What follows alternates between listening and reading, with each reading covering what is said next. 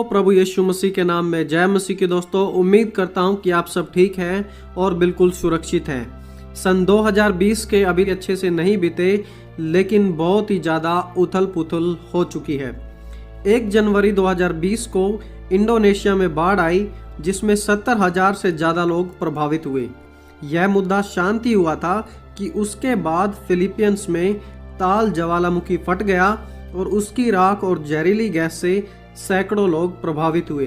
और 2 ऐसे ही अलग ज्वालामुखी न्यूजीलैंड और अलास्का में भी फटे थे।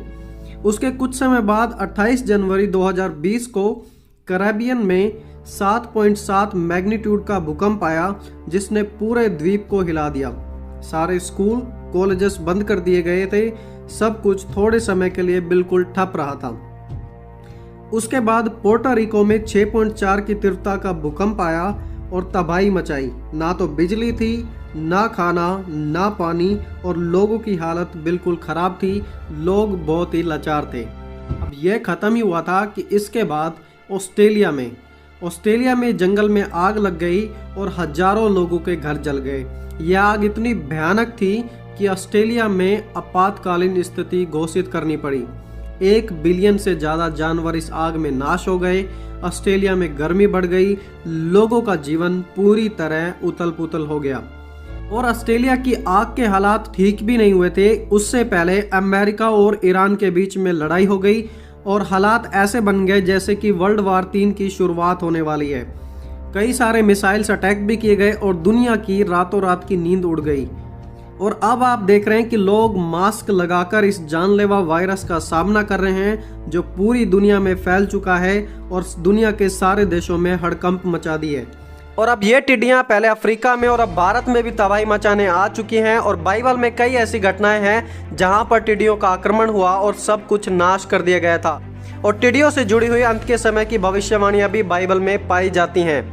आज टिड्डियों के अटैक के द्वारा इतिहास आज अपने आप को दोबारा दोहरा रहा है। न्यूज़ 18 की भी एक रिसेंट आर्टिकल में दावा किया गया था कि यह सब कुछ मसीहों के नज़रिए से बाइबल के अनुसार हो रहा है। और बाइबल में टिड्डियों का जिक्र करीब 214 बार किया गया है। अब चलिए हम बाइबल से देखते हैं टिड्डियों से जुड़ी हुई कुछ घटनाओं को। दोस्तों, पहली ऐसी घटना हम देखते हैं निर्गमन 10 अध्याय 12 से 15 वचन में लिखा है, तब यहोवा ने मूसा से कहा, मिस्र देश के ऊपर अपना हाथ बढ़ा कि टिड्डियां मिस्र देश पर चढ़ के भूमि का जितना अन्न आदि ओलों से बचा है उस सब को चट कर जाएं। अतः मूसा ने अपनी लाठी को मिस्र देश के ऊपर बढ़ाया। तब यहोवा ने दिन भर और रात भर देश में पुरवाई बहाई, और जब भोर हुआ तब उस पुरवाई में टिड्डियां आईं और टिड्डियों ने चढ़ के मिस्र देश के सारे स्थानों पर बसेरा किया। उनका दल बहुत भारी था, वरन ना तो उनसे पहले ऐसी टिड्डियां आई थी और न उनके बाद ऐसी फिर आएंगी।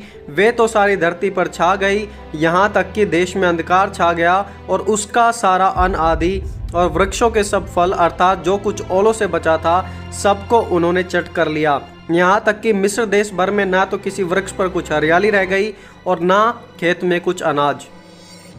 मिस्र में यह सब कुछ फिरौन के सामने हुआ। और जैसे ही मूसा परमेश्वर के दास ने परमेश्वर के कहने के अनुसार हाथ उठाया, तभी टिड्डियों का आक्रमण हुआ पूरे मिस्र देश में और सब कुछ नाश कर दिया गया। योएल भविष्यवक्ता की भविष्यवाणी में भी ऐसी भयानक टिड्डियों के बारे में लिखा है। योएल 1 अध्याय उसका 4 वचन, जो कुछ गजाम नामक टिड्डी से बचा उसे अरबे नामक टिड्डी ने खा लिया। जो कुछ अरबे नामक टिड्डी से बचा उसे येलक नाम टिड्डी ने खा लिया। और जो कुछ येलक नाम टिड्डी से बचा उसे हासिल नाम टिड्डी ने खा लिया। और उस समय परमेश्वर टिड्डियों के भेजने के द्वारा सब कुछ नाश कर देता है, जो कि परमेश्वर के न्याय रूप को दर्शाता है। जब इजरायली लोग मिस्र में थे, वहां पर उन्हें बंदी बनाया गया था और मिस्र की कल्चर परमेश्वर के बिल्कुल खिलाफ थी। मिस्र में राजा फिरौन मूर्तियों की पूजा की जाती थी। लोग अपने बच्चों को बलिदान कर देते थे। उनका लहू पत्थरों की मूर्तियों के सामने बहा दिया जाता था। बहुत सारे बच्चों को तो जिंदा ही जला दिया जाता था, ताकि मिस्रियों का झूठा देवता उनसे खुश रह सके। और परमेश्वर इन सब बलिदानों से, इस सब मूर्ति पूजाओं से नफरत रखता है और इसीलिए परमेश्वर उन पर दंड और न्याय लेके आता है और उन्हें दिखाता है कि सच्चा परमेश्वर मैं हूँ और मुझे छोड़ कोई दूसरा नहीं है।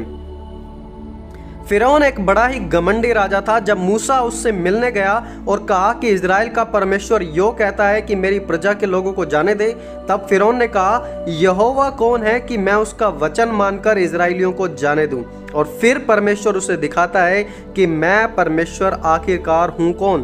और एक एक विपत्ति ने मिस्र को पूरा तोड़ दिया।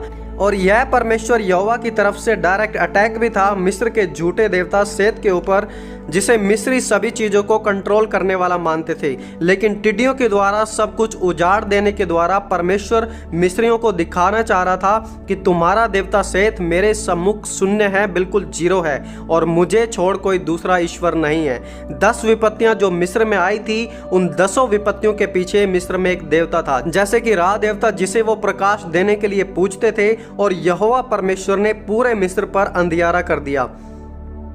नट एक आसमान की देवी थी और परमेश्वर यहोवा ने पूरे आसमान से ओले बरसाकर उन्हें दिखा दिया कि तुम्हारी देवी नट मेरे सामने जीरो है, वो मेरे सामने कुछ भी नहीं है।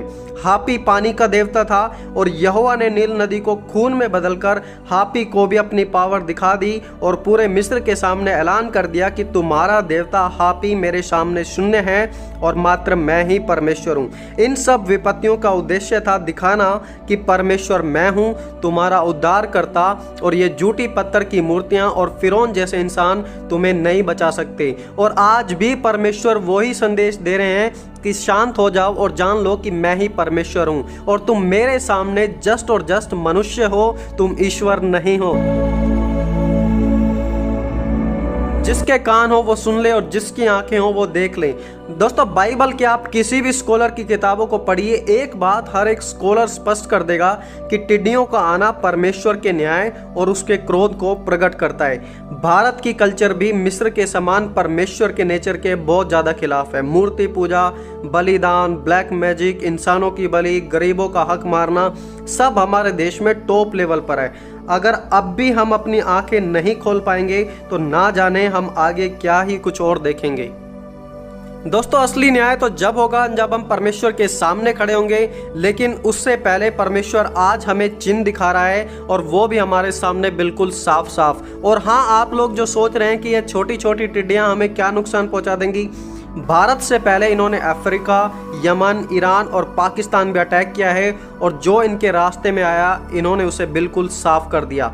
पाकिस्तान के किसानों ने कहा है कि अब भूखमरी आ सकती है हमारे देश में, और इन टिड्डियों की वजह से $6 बिलियन से ज़्यादा का पाकिस्तान को नुकसान भी हुआ है। जी हाँ, $6 बिलियन से ज़्यादा का। ये टिड्डियाँ लाखों करोड़ों की मात्रा में झुंड में उड़ती हैं और फसलों को नाश कर देती हैं। ये एक दिन में 150 किलोमीटर का सफ़र भी तय कर लेती हैं और अगर एक जगह रुक जाएं तो 20 गुना से ज़्यादा नए लोकस्ट पैदा कर देती हैं, और यह सब साइंटिफिकली प्रूवन है। दोस्तों, टिड्डियाँ होती तो हैं छोटी, लेकिन जब ग्रुप में आ जाएं तो ये प्रकृति की सबसे भयानक फोर्स में से एक है। 1,23,500 एकड़ से ज़्यादा फसलें इन्होंने राजस्थान और मध्य प्रदेश में बर्बाद भी कर दी हैं, और इससे आप आइडिया लगा सकते हैं कि यह कितनी खतरनाक है। योएल 1:15 में लिखा है, उस दिन के कारण हाय, क्योंकि यहोवा का दिन निकट है, वह सर्वशक्तिमान की ओर से सत्यानाश का दिन होकर आएगा। और दूसरा अध्याय तो टिड्डियों के आने को प्रभु के आगमन के दिन की चेतावनी के रूप में दर्शाता है। लेकिन दोस्तों, परमेश्वर इन सब से बचने का उपाय भी हमें बताता है, और वो है पश्चाताप। अगर आप पश्चाताप को पूरी डिटेल में समझना चाहते हैं तो उस पर मैं ऑलरेडी एक वीडियो बना चुका हूँ, आप उसे जरूर चेक करें। और लिखा है कि यहोवा की यह वाणी है, उपवास के साथ रोते पीटते अपने पूरे मन से फिरकर मेरे पास आओ, अपने वस्त्र नहीं अपने मन को फाड़कर और अपने परमेश्वर यहोवा की ओर फिरो। अगर आज हम सब पश्चाताप करके परमेश्वर के सामने दोबारा से फिरें तो वो बड़ी विश्वास योग्यता से हमें सब महामारी से, सभी अटैक से बचा लेगा और दंड की बजाय अपनी दया हम पर दिखाएगा। तो दोस्तों, मेरी प्रार्थना रहेगी कि परमेश्वर हर एक व्यक्ति की आत्मिक आंखें खोलें ताकि वो सच्चाई को देखने पाएं और परमेश्वर की ओर फिरने पाएं। तो दोस्तों, आज इस वीडियो में इतना ही। प्रभु आप सभी को आशीष दे। आप सभी को जय मसीह की दोस्तों।